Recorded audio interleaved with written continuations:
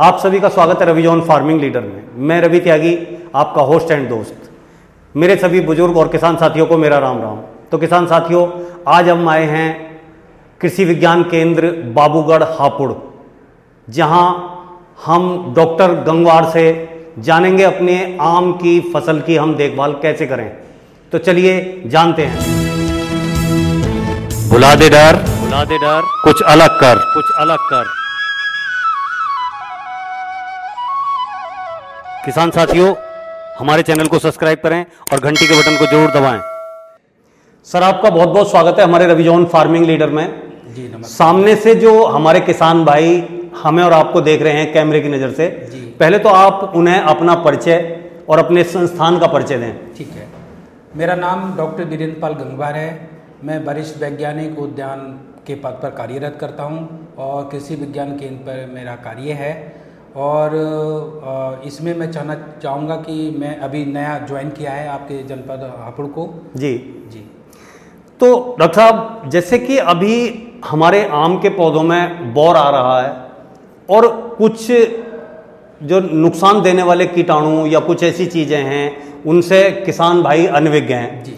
तो उन्हें कुछ ऐसे आम के बागों के प्रबंधन के बारे में कुछ अच्छी सी सलाह दें, जिससे कि उनकी पैदावार अच्छी हो और आमदनी अच्छी हो। बिल्कुल, बहुत ही सही समय पर ये हम लोग वार्ता कर रहे हैं, क्योंकि इस समय जो जितना भी हमारे बागों में बौर आ रहा है या निकल चुका है या निकलने वाला है जी, तो इस समय सबसे ज़्यादा फंगस की उम्मीद ज़्यादा बढ़ जाती है।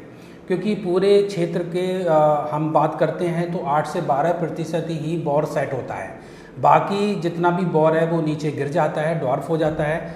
लेकिन इसमें फंगस आने की संभावनाएं बहुत ज़्यादा होती हैं। दूसरा ये है कि ठंड से फसल गर्मी के ऋतु में आती है, तो इसमें एक वाइट फ्लाई इंसेक्ट का भी असर उसमें होता है। तो ये बहुत ही क्रूशियल टाइम है, बहुत ही बिल्कुल ऐसा टाइम है कि इस समय एक मतलब बिल्कुल नाजुक टाइम है। बिल्कुल नाजुक टाइम है। और इस समय हमें एक स्प्रे सल्फर, या फिर पहले सल्फर पे बात करते हैं। सल्फर हमें 2 ग्राम पर लीटर, और प्लस इसके साथ एक हल्का कोई भी इंसेक्टिसाइड जैसे इमिडाक्लोरपिड है या एसिटामाप्रिड है, इन दोनों की 2 ml पर लीटर के हिसाब से आप लोग इसमें इस्तेमाल करें, दोनों को मिलाकर। और जब भी आप कभी भी इन दोनों इंसेक्टिसाइडों को, एक फंजीसाइड को स्प्रे करेंगे, तो इसमें कोई भी एक स्टिकर जरूर मिला लें। स्टिकर का मतलब होता है पौधे के उस भाग को जिसको हम स्प्रे कर रहे हैं बौर को रोकने के लिए, तो वहाँ पर वो चिपकाएगा और उसको फैलाएगा। ठीक है, तो मैक्सिमम समय तक वहाँ पर हमारा जहर ज़्यादा समय तक रहेगा और हमारी फसल सुरक्षित रहेगी, जिससे कि हम लोग बौर में जब कालापन आना स्टार्ट हो जाए तो आपको समझ जाना चाहिए कि हमें दिक्कत हो रही है। तो एज ए प्रोटेक्शन, सुरक्षा बतौर हमें इस कार्य को कर देना चाहिए। अगर बौर कतई क्लियर है, कोई उसमें कालापन नहीं है, तो आपको स्प्रे करने की भी कोई आवश्यकता नहीं है। लेकिन प्रोटेक्शन, सुरक्षा के देखते हुए नज़रिया से हमें स्प्रे करना चाहिए। मेरी ये रिकमेंडेशंस है। तो सर, ये तो आपने बताया कि अभी जैसे हम ऊपर स्प्रे करें और मतलब जो बाहर से कोई भी बीमारी आने वाली है उसे बौर को बचाने के लिए रोकें। दूसरा क्या है, हम पौधे की जड़ में क्या इस्तेमाल कर सकते हैं जिससे कि जो है हमारे आमों के साइज, उनकी शाइनिंग, चमक और उनकी फ्लावर जो बहुत अच्छी हो। बिल्कुल त्यागी जी, मैं इसमें एक बात रखना चाहूँगा, क्योंकि जब हमारा आम का फल टूटता है जी, उस समय पौधा कमज़ोर हो जाता है और ये सारा कार्य जुलाई अगस्त में होता है। आम सारा का सारा हमारा अगस्त तक क्लियर हो जाता है।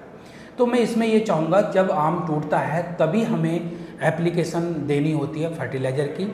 फर्टिलाइज़र की जितनी मात्रा, जैसे हमारे यहाँ आपका ये DAP होता है, DAP की जो मात्रा होती है वो 1 किलो 680 किलोग्राम होती है 10 वर्ष से लेकर आगे तक के पौधों के लिए। और इसमें जो यूरिया की मात्रा होती है वो 1 किलो 750 ग्राम होती है। पोटाश की मात्रा 1 किलो 60 ग्राम होती है। ठीक है, ये बिल्कुल संतुलित मात्रा है। ज़्यादा मात्रा भी डाल देंगे उर्वरकों की तो पौधे में न्यू फ्लैशिंग हो जाएगी। न्यू फ्लैशिंग से क्या होगा कि पत्तों का एक अपने आप में एक कैनोपी बनेगी, वहाँ पर बौर भी आना बड़ा मुश्किल हो जाता है। तो बिल्कुल संतुलित मात्रा में जब आप भोजन डालेंगे तो आपका बिल्कुल बहुत अच्छा रहेगा। दूसरी बात यह है कि हमें सूक्ष्म पोषक तत्व इसमें जुड़ जाते हैं। जो 5 साल से स्टार्ट हो जाते हैं, लेकिन जिन किसानों ने नहीं डाला है उसमें बोरॉन बोरैक्स के नाम से मिलता है और कैल्शियम नाइट्रेट मिलता है। तो इन दोनों को भी हमें इसमें जोड़ देना चाहिए। ये मात्रा 350 ग्राम पर प्लांट के हिसाब से डाली जाती है, जिससे कि पौधे में मतलब थोड़ा सा नोक नहीं बनती है, जैसे आम में रोग बन जाती है, या फिर कोई हम देखते हैं कि फल का आकार छोटा हो गया। तो ड्यू टू रीजन ऑफ हम समझते हैं कि माइक्रोन्यूट्रिएंट की मात्रा जरूर जानी चाहिए, और दूसरा हम पोटास की मात्रा को एक अतिरिक्त मात्रा के रूप में जरूर दें जो फल छोटे रहते हैं उन बागों में, क्योंकि ये प्रायः वहाँ देखा गया है जहाँ लोगों ने पोटास की मात्रा नहीं डाली है जी। और अब पोटास की मात्रा को यूज किया है, जो जैसे आपने का क्वेश्चन था कि फल छोटे रह जाते हैं, हाँ जी, दशहरी का वो आकार नहीं आ रहा है जो आना चाहिए, तो वो जो वजह है वो पोटास की कम मात्रा का उपयोग करने का है। तो वो पोटास को अगर हम बढ़ा लेंगे साल में, जैसे एक मात्रा हमें जुलाई के लास्ट में या अगस्त के प्रथम सप्ताह में दे देनी चाहिए, दूसरी मात्रा पोटास की हमें नवंबर के माह में दे देनी चाहिए। उसके बाद हमें कोई भी उर्वरक नहीं डालना है। जैसे कि इस समय हमारा पौधा चल रहा है, इस समय बिल्कुल भी कोई उर्वरक का इस्तेमाल नहीं करें, क्योंकि अगर हम इस समय उर्वरकों का इस्तेमाल कर लेंगे तो जो छोटे मटर के दाने के बराबर जो सेट होगा वो सारा का सारा ड्वार्फ हो जाएगा, गिर जाएगा, क्योंकि इस समय सहन शक्ति उसके अंदर इतनी नहीं है। जो आपने डाला है वही वो उसको लेगा, और इसके अलावा वो अभी कुछ नहीं ले पाएगा। ठीक है, इसमें एक चीज़ मैं और जोड़ूंगा, जब भी हम कभी देखते हैं कि बागों में जितने भी ये परिवर्तन इस तरीके के होते हैं, तो ये केवल एक वजह नहीं है। लोग ठेकेदारों को दे देते हैं कि ठीक है जो उन्होंने डाला जितना डाला, हमें खुद अपनी सुरक्षा करनी है। ठेकेदार को जितना करना उससे कहना कि ये फर्टिलाइज़र का उर्वरक का भाग, भोजन का भाग हमें रखना है, बाकी इसका जो भी पैसा बनता है वो आपको हमें देना है। ठीक है, इसमें ये ध्यान देना है, क्योंकि सारी जो भी दिक्कतें आती हैं वो प्रथम दृष्टा में स्थानीय सर्वे भी यही कहते हैं कि वो लेवल ठेकेदार के लेवल से गड़बड़ होता है। ठीक है, एक इसमें और जोड़ना चाहूँगा, छोटा सा ही पॉइंट है, क्योंकि प्रायः देखा गया है कि इसमें पैक्लोब्यूटाजॉल का किसान बहुत ज़्यादा यूज कर रहे हैं। पैक्लोब्यूटाजॉल को लोग ये सोचते हैं कि अगर हम इसका इंजेक्ट कर देंगे, इसको दे देंगे तो हमारी फ्रूटिंग बढ़ जाएगी। ऐसा बिल्कुल नहीं है। कतई आप सोच लीजिए, ये उन बागों में यूज करने के लिए बोला जाता है जो फलत में नहीं होते हैं, और जो फलत में आ रहे हैं वो ज़्यादा फलत नहीं कर सकते, क्योंकि ये अपने आप में हार्मोन है। और इस हार्मोन की जो यूज करने का तरीका है वो ऐसा होता है ग्राफ जैसा जी। आपने अब प्रति प्लांट 50 ग्राम की मात्रा करी, फिर आपने 60 ग्राम कर दिया, फिर आपने 20 ग्राम कर दिया, 40 ग्राम कर दिया, 50 ग्राम कर दिया, कुछ इस तरह से ग्राफ चलता है, मतलब अप डाउन की पोजीशन में। लेकिन सर्वे ये कहते हैं कि किसान इसको एक ही ग्राफ लेके चल रहा है, वो ऊपर तक। आज की मात्रा अगर हम देखें तो एक से 20-150 ग्राम तक की ये मात्रा पहुंच गई है, जो कि ये गलत है। पौधों में गर्मी अचानक बन रही है, लिहाजा वो पहले फ्लैशिंग कर देते हैं बोर आने से पहले। जब उनकी पत्तियां काली होंगी तब बोर आएगा, वो फलत अगले साल पहुंच जाती है। तो इस कार्य को हमें बिल्कुल नहीं करना है, लेकिन बिल्कुल बहुत अच्छे से, जो मैंने कहा है कि जो आफलत में हैं उनको यूज करना है, उन पौधों को, बाकी सभी को नहीं करना है। ठीक है, तो डॉक्टर साहब ये तो आपने हमें फर्टिलाइजर के बारे में और हमारे और दूसरी चीज़ों के बारे में बताया। अब सिंचाई का क्या हमें ध्यान रखना चाहिए? हाँ, ये भी बहुत ही हम देखते हैं कि बागों में जितने भी बाग फलत में हैं, प्रायः किसान उसको फ्लड इरिगेशन देता है, मतलब खुला पानी देता है। खुला पानी, और खुला पानी देता है, वो उस पानी को लगभग आधा फीट तक चढ़ा देता है। ठीक है, तो ये तरीका किसान का गलत है। मैं कहता हूँ इसमें छोटी क्यारियाँ बनाकर सरसरा पानी देना चाहिए, क्योंकि भोजन की जो जड़ें हैं वो 12 सेंटीमीटर या 14 सेंटीमीटर के आसपास है। बाकी तो जो रूट जोन एरिया उसका है वो पौधे को रोकने वाला काम करता है। भोजन लेने वाला जो जड़ें हैं वो 12 से 14 सेंटीमीटर के लेवल में हैं। वो मॉइस्चर अपने आप ले लेंगी, नमी के माध्यम से भोजन देंगी और वो ऊपर तक पहुंचेगा। पानी ज़्यादा भरने से सबसे बड़ी समस्या आ रही है बिल्टिंग होता है पौधों का कैंसर, है ना। कैंसर होने से क्या होता है, जो रूट के माध्यम से कैंसर जा रहा है उसकी रोकथाम नहीं हो पाती है। एक हम 20 साल के पौधे को पालते हैं और लिहाजा वो एक बिल्टिंग के कारण, हमारे ज़्यादा पानी के उपयोग के कारण वो पौधे की डेथ हो जाती है। जैसे कि एक छोटा बच्चे को हम 20 साल तक पालते हैं और उसके साथ कोई कैजुअलिटी हो जाती है, कितना दुख होता है। इसी तरीके से आम के जितने भी उत्पादक हैं, जो इस तरह की घटनाएं होती हैं, उनको भी उतना ही दुख होता है। लेकिन पौधा अपना असर दिखाएगा अगर आप ज़्यादा पानी देंगे।